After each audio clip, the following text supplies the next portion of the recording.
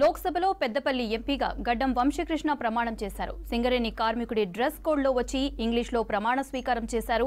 రాష్ట్ర ప్రయోజనాల కోసం పనిచేస్తానంటున్న ఎంపీ గడ్డం వంశీకృష్ణతో మదార్ ఫేస్ టు ఫేస్. 18వ లోక్సభ సమావేశాలు ప్రారంభమవడమే ఎంపీల ప్రమాణ స్వీకారంతో ఈరోజు ముగిసింది. ఈ నేపథ్యంలో కొత్తగా ఎన్నికైనటువంటి ఎంపీ పెద్దపల్లి ఎంపీ గడ్డం వంశీకృష్ణ మనతో ఉన్నారు. యువకుడు ఎట్లా ఉండబోతుంది పార్లమెంట్ సెషన్, ఫస్ట్ టైం పార్లమెంటేరియన్గా అడుగుపెట్టారు పార్లమెంట్లో, ఏం చేయబోతున్నారు అనేది వారి మాటల్లోనే తెలుసుకుందాం. సార్, పెద్దపల్లి అంటేనే కాకా ఫ్యామిలీ గుర్తొస్తుంది. ఫస్ట్ తాతగారు, తర్వాత నాన్నగారు అక్కడ నుంచి ఎంపీగా ప్రాతినిధ్యం వహించారు. ఇప్పుడు మీరు అక్కడ నుంచి ఎంపీగా ఉంటారు, ఎట్లా ఫీల్ అవుతున్నారు సార్? యాక్చువల్లీ చాలా ఇమోషనల్ మూమెంట్ నాకు యాక్చువల్లీ. ఎందుకంటే చాలామంది పార్లమెంట్లో కలుస్తుంటే కూడా కాకగారిని గుర్తు చేసుకుంటున్నారు. అరే వెంకటస్వామి సాబ్కే పోతే అని చెప్పి చాలామంది నార్త్ నుంచి రకరకాల స్టేట్ల నుంచి గుర్తుపెడుతున్నారు నా సర్నేమ్ చూసి. దానికి యాక్చువల్లీ పెద్దపల్లి ప్రజలకు నేను రుణపడి ఉన్నాను. ఎందుకంటే వాళ్ళు ఈరోజు నాకు ఇచ్చిన ఆశీర్వాదం, పెద్దపల్లికి న్యాయం చేసే సత్తా ఉందని చెప్పి నాకు గుర్తించి నాకు ఇక్కడ పంపించడం జరిగింది. ఈరోజు మీరు చూస్తున్నారు, సింగరేణిని కూడా కష్టాల్లో పెడుతున్న ప్రభుత్వం బీజేపీ పార్టీ అని చెప్పి ఈరోజు అందరు గమనిస్తున్నారు. అప్పుడు ప్రచారం చేసేటప్పుడు కూడా చెప్పినాము, బీజేపీ పార్టీ రాష్ట్ర వ్యాప్తంగా దేశవ్యాప్తంగా వస్తే సింగరేణిని కష్టాల్లో పెడతారని చెప్పి చాలా స్పష్టంగా ప్రచారం చేయడం జరిగింది. ఇప్పుడు మనం చూస్తున్నాము, కోల్ మైన్స్ని ఆక్షన్ చేయడం కానివ్వండి, ప్రైవేటైజేషన్, ప్రైవేట్ కంపెనీస్ని ఆక్షన్లో పాల్గొనే అవకాశం ఇవ్వడం కానివ్వండి, ఇవన్నీ పబ్లిక్ సెక్టర్ కంపెనీస్ వ్యతిరేకంగా ఉన్నాయని చెప్పి ఈరోజు మేము గొంతిప్పడం జరుగుతుంది.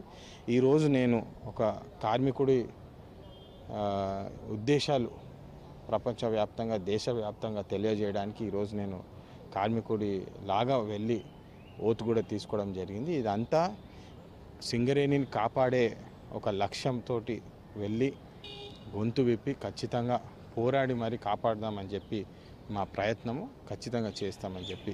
సార్, పార్లమెంట్ పరిధిలో డెవలప్మెంట్కి సంబంధించి ఎలాంటి ప్రణాళికలు రూపొందించుకున్నారు? ఫస్ట్ మీ ప్రాధాన్యతలు నెక్స్ట్ 5 ఏళ్ళకి సంబంధించి ఏవేవి ప్రాధాన్యతలు ఉండేటువంటి అవకాశం ఉంది? మన సింగరేణిని కాపాడుకుంటా పెద్దపల్లి ప్రాంతాన్ని కూడా న్యాయం చేసేటట్టు నిధులు తీసుకొచ్చే బాధ్యత మాదని చెప్పి ఎట్లయితే మేము చెప్పినామో ఖచ్చితంగా దాన్ని కట్టుబడి ఉండి పనిచేస్తాము.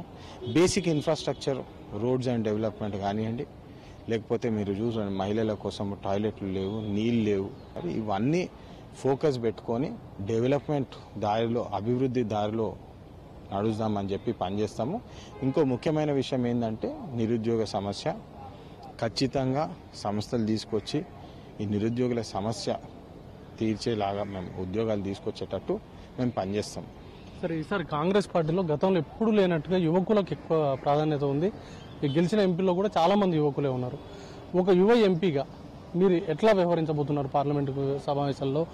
ఎందుకంటే కీలకమైనటువంటి బిల్లులపైన చర్చ వస్తుంది కాబట్టి ఆ సందర్భంలో మీ వైఖరి ఏ విధంగా ఉండబోతుంది? ఈసారి దేశవ్యాప్తంగా అందరూ ఒకటి గమనించాలి, ఏంటంటే బీజేపీ పార్టీకి ఫుల్ మెజారిటీ ఇవ్వలేదు. ప్రజలు కూడా చాలా ఆలోచించి ఓటేయడం జరిగింది. ఎన్డీఏ ప్రభుత్వం ఏర్పడింది అంటే బీజేపీ పార్టీ కూడా గత 10 సంవత్సరాలు ఎట్లయితే అహంకారంతో ప్రవర్తించిందో అది ఈసారి చేయడం కష్టం అని చెప్పి చాలామంది భావిస్తున్నారు. ఈసారి వచ్చిన అవకాశం మీరు ఎట్లయితే చెప్పినారో చాలామంది యువతను కూడా ప్రోత్సహించి పార్లమెంట్ పంపించడం జరిగింది.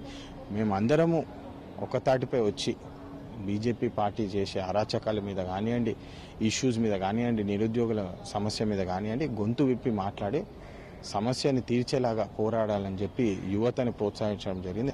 యువ ఎంపీలు చాలామంది వచ్చినారు అండ్ అందరూ ఒక తాటిపై వచ్చి ఖచ్చితంగా యువత సమస్యల మీద పోరాడతామని చెప్పి మేము అజెండా లాగా పెట్టుకొని మరి మా లక్ష్యం అది. సార్, చాలా ఇష్యూస్ ఉన్నాయి. నిరుద్యోగ సమస్య, పేపర్ లీకేజ్, నెట్ ఎగ్జామ్స్ రద్దు, ఇట్లాంటి చాలా ఇష్యూస్ ఉన్నాయి. వీటికి సంబంధించి నెక్స్ట్ కమింగ్ అప్ పార్లమెంట్ సెషన్స్లో ఫైటింగ్ ఏ విధంగా ఉంటుంది? First day of parliament Modi గారు ప్రమాణ స్వీకారం కానివ్వండి, అందరూ వాయిస్ చేసినారు. వాళ్ళు ఓత్ తీసుకునేటప్పుడు కూడా సేవ్ డెమోక్రసీ అని చెప్పి రాహుల్ గాంధీ గారి ఆదేశాలతోటి సేవ్ డెమోక్రసీ అని చెప్పి కాన్స్టిట్యూషన్ బుక్ పట్టుకొని అందరము అక్కడ చెప్పడం జరిగింది. అదేవిధంగా నీట్ సమస్య మీద కూడా మినిస్టర్ ఓటు తీసుకునేటప్పుడు అందరం కూడా నీట్ అని చెప్పి, అంటే ఇది ఎందుకు చెప్తున్నామంటే ఇకపై గత 10 సంవత్సరాలు వాళ్ళు ఎట్లయితే మాకు ఎవరు చెప్పేది లేదు, ఎవరు ఏం మమ్మల్ని అనేది లేదు అన్నట్టు ఎట్లయితే ప్రవర్తించిండ్రో ఈసారి ఆ అవకాశం ఉండదు. అపోజిషన్ స్ట్రాంగ్ అయింది. We are answerable. ఏది డెసిషన్ తీసుకున్నా దానికి జవాబు చెప్పే సమయం వచ్చింది అన్నట్టు మేము మా రెస్పాన్సిబిలిటీ తీసుకొని ఒక మంచి డెమోక్రసీ, ఆపోజిషన్ పార్టీ పని కూడా అధికారంలో ఉన్న పార్టీ చేసే తప్పులు కానివ్వండి, ఏదైనా ప్రజల కష్టాలు పెట్టే సమస్యల మీద మేమున్నామని చెప్పి ధైర్యం ఇచ్చేలాగా పనిచేయాలని చెప్పి అదే బాటలో నడుస్తాం మేము. సార్, ఇంకో చర్చ నడుస్తుంది కాంగ్రెస్ పార్టీలో. రాహుల్ గాంధీని ఎల్ఓపిగా చేయాలి, ప్రతిపక్ష నేతగా చేయాలనేటువంటి డిమాండ్ ఉంది. దానిపైన మీ కామెంట్స్? డెఫినెట్లీ అండి, ఫుల్ సపోర్ట్. ఎందుకంటే మీరు చూస్తున్నారు ఎన్ని కష్టాలు పడ్డాడో, ఎన్ని హింసలు, ఎన్ని కుట్రలు చేసినా ఆయనది రియల్ డిటర్మినేషన్ అని చెప్పాలా. అది కంకణం కట్టుకొని డెమోక్రసీని కాపాడుకుందామని చెప్పి ఏదైతే ఆయన లక్ష్యం ఉందో దాని ద్వారానే మనకు న్యాయం జరుగుతుందని చెప్పి గట్టిగా నమ్మిన వ్యక్తి. డెమోక్రసీని రక్షించుకుంటూ అభివృద్ధి బాటలో నడుద్దామని చెప్పి ఆయన లక్ష్యం ఏదైతే ఉందో 100% ఆయనకి మద్దతు ఇచ్చి ఆయనకి సహకరించి అభివృద్ధి బాటలో వెళ్ళేటట్టు చూస్తాం. రాష్ట్రంలో నిన్న సీఎంతో కలిసి కేంద్ర మంత్రులను కలిశారు. ఎట్లా అనిపిస్తుంది? ఎందుకంటే స్టేట్లో కాంగ్రెస్ పార్టీ గవర్నమెంట్ ఉంది, ఇప్పుడు పెద్దపల్లి ఎంపీగా మీరున్నారు. కోఆర్డినేషన్కి సంబంధించి ఎట్లా ఉండబోతుంది పార్టీలో? మంచిదండి. మేము అన్ని టాపిక్స్ మీద మేము ఏదైతే తెలంగాణకు వచ్చే నిధులు కానివ్వండి, రావాల్సిన నిధులు కానివ్వండి, కష్టపడి పోరాడి మరి నిధులు తీసుకొస్తామని చెప్పి ఏదైతే చెప్పినామో దాని బాటలోనే కట్టుబడి ఉంటాము. మీరందరూ చూస్తున్నారు, ప్రజలకు న్యాయం కావాలి. గత 10 సంవత్సరాలు చేసిన అన్యాయం బీఆర్ఎస్ పార్టీ మాకు వద్దని చెప్పి కాంగ్రెస్ పార్టీని గెలిపించుకున్నారు. ఖచ్చితంగా మేము న్యాయం చేస్తాము, నిధులు తీసుకొచ్చి ఉద్యోగాలు తీసుకొచ్చే బాధ్యత మాదని చెప్పి మీ ద్వారా తెలియజేస్తాం.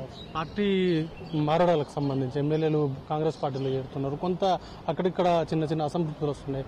వాటికి ఏం సమాధానం చెప్తారు? కాంగ్రెస్ పార్టీ ఒక ప్రజాస్వామిక పార్టీ, ఖచ్చితంగా న్యాయం వైపే నడుస్తామని చెప్పి ఏదైతే ప్రచారం ఉన్నదో ఖచ్చితంగా దాన్ని కట్టుబడి ఉంటాము. ఎవరైతే వస్తున్నారో వాళ్ళకు వెల్కమ్, చూసి చేయాలి. ఇంతకుముందు కేసీఆర్ గారు ఎట్లయితే నిరంకుశ పాలన చేస్తున్నారో ఆ పాలన కాకుండా ఇప్పుడు ప్రజాస్వామిక తెలంగాణ వచ్చింది, ప్రజల తెలంగాణ వచ్చిందని చెప్పి ఏదైతే ప్రజలు మాట్లాడుకుంటున్నారో దానికి కట్టుబడి ఉంటామని తెలియజేస్తున్నారు. సార్, ఫైనల్గా సింగరేణికి సంబంధించి ప్రైవేటైజేషన్గా ఎక్కువ ఇప్పుడు గనుల వేలంకు సంబంధించిన ఇష్యూ హాట్ టాపిక్గా నడుస్తుంది.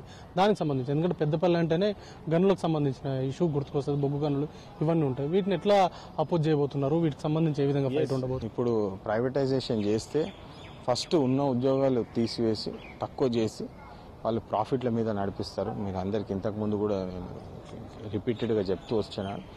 పబ్లిక్ సెక్టర్ యూనిట్స్ని కాపాడుకోవాలి. మన దేశవ్యాప్తంగా పబ్లిక్ సెక్టర్ యూనిట్స్ని కాపాడుకుంటేనే ఉద్యోగాలు ఉంటాయి. ఉద్యోగాలు ఉంటేనే మనం అభివృద్ధి బాటలో నడుస్తాం. అల్టిమేట్లీ జీడిపి కూడా అట్లనే పెరుగుతుంది. దీనికి కట్టుబడి ఉన్నాము. మేము పోరాడతాం. బీజేపీ పార్టీ ఏదైతే ఆక్షన్ చేద్దాం అనుకుంటుందో, ప్రైవేట్ ప్లేయర్స్ని వస్తుంది అనుకున్నామో, న్యాయం వైపే ఉండాలి, ఖచ్చితంగా ప్రజల వైపే ఉండాలని చెప్పి కంకణం కట్టుకొని ఉన్నాము. మేము దాని ప్రకారమే పనిచేస్తాం.